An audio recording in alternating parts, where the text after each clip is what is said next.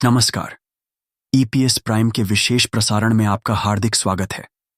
आज हम उस विषय पर गहराई से चर्चा करने जा रहे हैं जो देश के करोड़ों वरिष्ठ नागरिकों की धड़कनों में बसता है, उनकी उम्मीदों का केंद्र है और उनके जीवन के संध्याकाल का सबसे बड़ा सहारा है।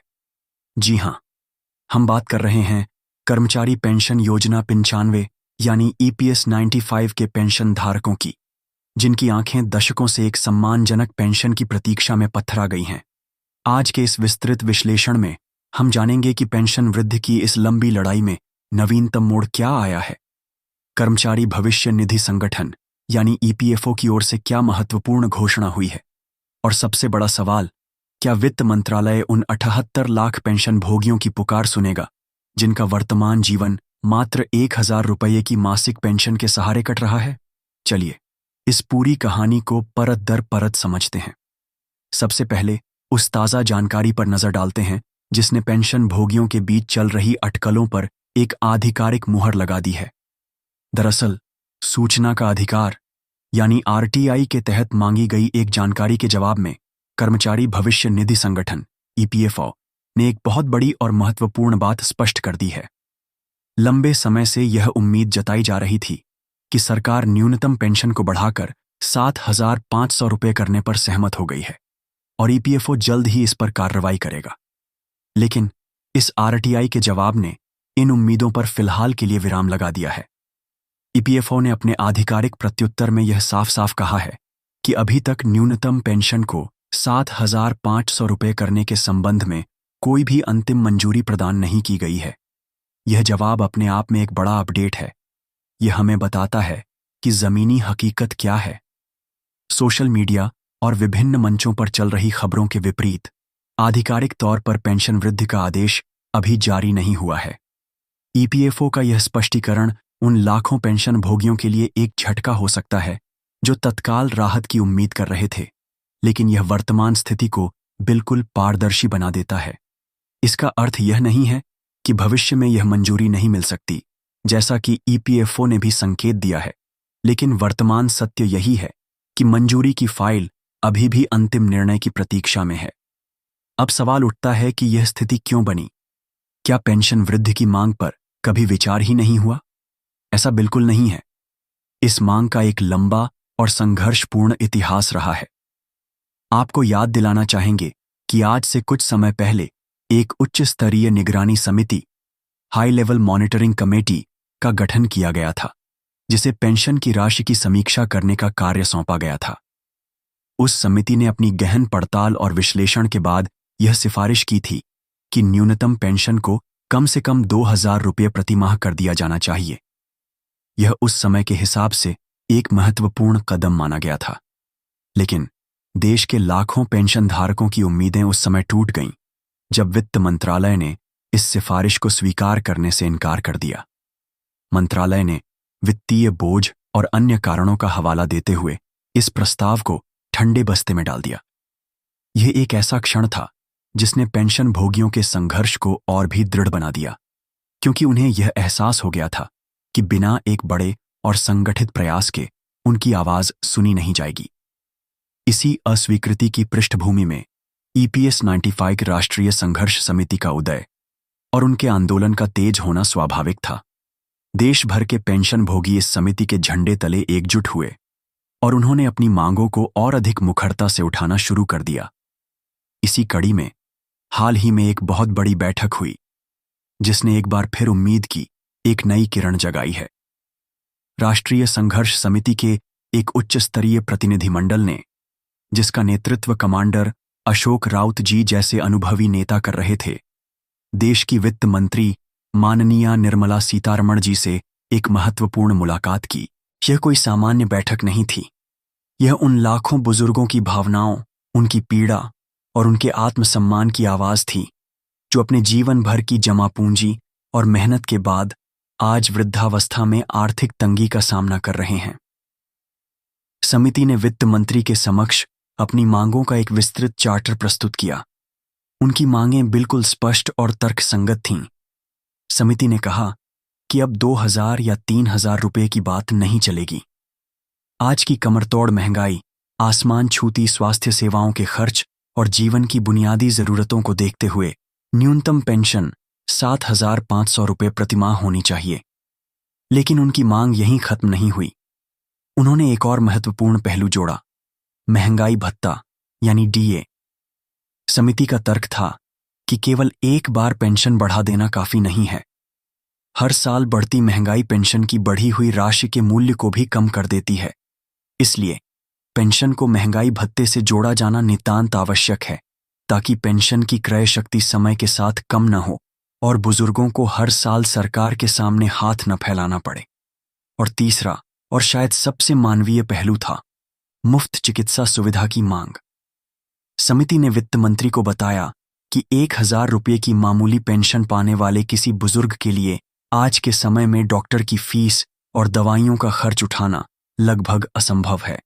कई पेंशनभोगी गंभीर बीमारियों से पीड़ित हैं और पैसे की कमी के कारण अपना उचित इलाज नहीं करा पाते। इसलिए पेंशनभोगी और उनके जीवन साथी के लिए मुफ्त चिकित्सा सुविधाओं का प्रावधान करना सरकार का नैतिक दायित्व है। समिति ने अपनी बात को पुख्ता करते हुए कहा कि मौजूदा 1,000 रुपये की पेंशन राशि आज के समय में किसी भी दृष्टिकोण से पर्याप्त नहीं है। यह एक क्रूर मजाक की तरह है।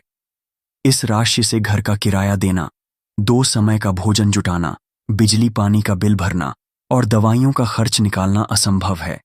यह राशि उनके आत्मसम्मान को ठेस पहुंचाती है और उन्हें अपनी ही नजरों में बोझ बना देती है। इसलिए सरकार को तत्काल प्रभाव से ईपीएफओ को पेंशन में सम्मानजनक वृद्धि करने का आदेश देना चाहिए। इस भावुक और तर्कपूर्ण प्रस्तुति के बाद सभी की निगाहें वित्त मंत्री निर्मला सीतारमण जी के जवाब पर टिकी थीं। खबरों के अनुसार वित्त मंत्री ने प्रतिनिधिमंडल की सभी बातों को बहुत ध्यान और सहानुभूति से सुना। उन्होंने यह स्वीकार किया कि पेंशन भोगियों की मांगें जायज हैं और उनकी समस्याओं की गंभीरता को सरकार समझती है। बताया जा रहा है कि वित्त मंत्री ने यह आश्वासन दिया है कि उनके द्वारा उठाए गए विषयों पर जल्द ही गंभीरता से चर्चा की जाएगी और पेंशन वृद्धि के संबंध में जो भी संभव होगा वह कदम उठाया जाएगा। उन्होंने यह भी संकेत दिया कि पेंशन भोगियों के पक्ष में एक सकारात्मक निर्णय लेने के लिए जल्द से जल्द ईपीएफओ को आवश्यक दिशा निर्देश दिए जाएंगे और उनकी पेंशन में शीघ्र ही वृद्धि होने की प्रबल संभावना है। वित्त मंत्री का यह आश्वासन भले ही कोई ठोस घोषणा न हो, लेकिन इसने लाखों पेंशन भोगियों के मन में एक नई उम्मीद का संचार किया है। अब अनुमानों और अटकलों का द्वार फिर से शुरू हो गया है। ईपीएफओ और वित्त मंत्रालय के गलियारों से जो खबरें छन कर आ रही हैं, उनके अनुसार यह अनुमान लगाया जा रहा है कि सरकार अब और देरी करने के पक्ष में नहीं है। यह माना जा रहा है कि आने वाले कुछ ही हफ्तों में वित्त मंत्रालय की ओर से पेंशन वृद्धि की बहुप्रतीक्षित घोषणा की जा सकती है। संभावित समय सीमा की बात करें तो अगस्त और सितंबर के महीने अत्यंत महत्वपूर्ण माने जा रहे हैं। सूत्रों का कहना है कि इसी अवधि के दौरान सरकार देश के सभी 78 लाख पेंशन धारकों की पेंशन में वृद्धि करने को लेकर अंतिम आदेश जारी कर सकती है। यह एक ऐतिहासिक कदम होगा जिसका इंतजार दशकों से किया जा रहा है। हालांकि यह प्रक्रिया शायद एक बार में पूरी न हो। यह भी जानकारी सामने आ रही है कि पेंशन वृद्धि को अलग अलग चरणों में लागू किया जा सकता है। सरकार एक चरणबद्ध तरीके से इस विशाल कार्य को पूरा करने की योजना बना रही है ताकि प्रक्रिया सुचारू रूप से चले और किसी भी प्रकार की कोई तकनीकी या प्रशासनिक बाधा उत्पन्न न हो। बताया जा रहा है कि इसका पहला चरण अगस्त महीने के किसी भी सप्ताह से शुरू हो सकता है। कुल मिलाकर 3 से 4 चरणों के भीतर देश के सभी 78 लाख पेंशन धारकों को इस बढ़ी हुई या उच्च पेंशन की मंजूरी मिलने की खबरें आ रही हैं। यह चरणबद्ध प्रक्रिया कैसे काम करेगी? क्या यह उम्र के आधार पर होगी या पेंशन की वर्तमान राशि के आधार पर? यह अभी स्पष्ट नहीं है, लेकिन यह निश्चित है कि सरकार सभी पात्र पेंशन भोगियों तक इसका लाभ पहुंचाने के लिए एक विस्तृत रोड मैप तैयार कर रही है। इस पूरे संघर्ष में हमें कमांडर अशोक राउत जी और पुणे स्थित राष्ट्रीय संघर्ष समिति की टीम के अथक प्रयासों को नहीं भूलना चाहिए। उनकी टीम लगातार पेंशन भोगियों के अधिकारों के लिए जमीन पर संघर्ष कर रही है। उनकी मांगें सिर्फ 7,500 रुपये की पेंशन, महंगाई भत्ता और चिकित्सा सुविधा तक ही सीमित नहीं है। वे एक और महत्वपूर्ण मुद्दे पर सरकार का ध्यान आकर्षित कर रहे हैं, और वह है 18,000 रुपये के बकाये एरियर का भुगतान। उनका तर्क है कि पेंशन वृद्धि जब भी लागू हो, उसे पिछले किसी समय से प्रभावी माना जाना चाहिए और उस अवधि का जो भी बकाया बनता है उसका एक मुश्त भुगतान पेंशनरों को किया जाना चाहिए। इस मोर्चे पर भी यह उम्मीद की जा रही है कि सरकार जल्द ही कोई बड़ी और सकारात्मक घोषणा कर सकती है। तो कुल मिलाकर स्थिति यह है कि एक तरफ ईपीएफओ का आरटीआई जवाब है जो बताता है कि आधिकारिक मंजूरी अब भी नहीं मिली है, और दूसरी तरफ वित्त मंत्री का आश्वासन और पेंशन वृद्धि की चरणबद्ध घोषणा की प्रबल संभावना है। यह एक उम्मीद और इंतजार के बीच का समय है। देश के 78 लाख वरिष्ठ नागरिक, जिन्होंने इस देश की प्रगति में अपना पसीना बहाया है, आज सरकार की ओर टकटकी लगाए देख रहे हैं। वे बस एक ही चीज चाहते हैं, अपने जीवन के अंतिम पड़ाव में एक सम्मानजनक और सुरक्षित जीवन। हम ईपीएस प्राइम पर इस मुद्दे पर अपनी पैनी नजर बनाए रखेंगे। जैसे ही ईपीएस 95 पेंशन से जुड़ी कोई भी छोटी या बड़ी अपडेट सामने आएगी, कोई भी आधिकारिक घोषणा होगी या कोई भी महत्वपूर्ण विकास होगा, हम उसे सबसे पहले और सबसे सटीक तरीके से आप तक पहुंचाएंगे।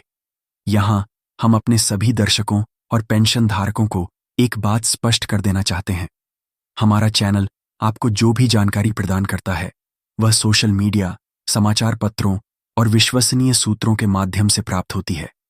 हम हर खबर की प्रामाणिकता सुनिश्चित करने का पूरा प्रयास करते हैं, लेकिन हमारा चैनल किसी भी जानकारी के 100% सही होने का दावा नहीं करता है। हमारा उद्देश्य केवल आप तक हर खबर को निष्पक्ष रूप से पहुंचाना है। इस महत्वपूर्ण अपडेट वीडियो को अंत तक धैर्यपूर्वक देखने के लिए हम सभी ईपीएस 95 पेंशनधारियों का हृदय से धन्यवाद करते हैं। आपकी जागरूकता और आपका समर्थन ही इस आंदोलन की सबसे बड़ी ताकत है। हम आपसे अनुरोध करते हैं कि आप हमारे चैनल के साथ बने रहें। यदि आपने अभी तक हमारे चैनल को सब्सक्राइब नहीं किया है तो कृपया इसे अभी सब्सक्राइब करें और साथ में दिए गए बेल आइकॉन को जरूर दबाएं। ऐसा करने से जब भी हम कोई नया अपडेट वीडियो अपलोड करेंगे तो उसका नोटिफिकेशन सबसे पहले आप तक पहुंचेगा और आप कोई भी महत्वपूर्ण जानकारी से वंचित नहीं रहेंगे। एक बार फिर वीडियो को लास्ट तक देखने के लिए आप सभी का बहुत बहुत धन्यवाद। हम आपके बेहतर और सम्मानजनक भविष्य की कामना करते हैं। नमस्कार।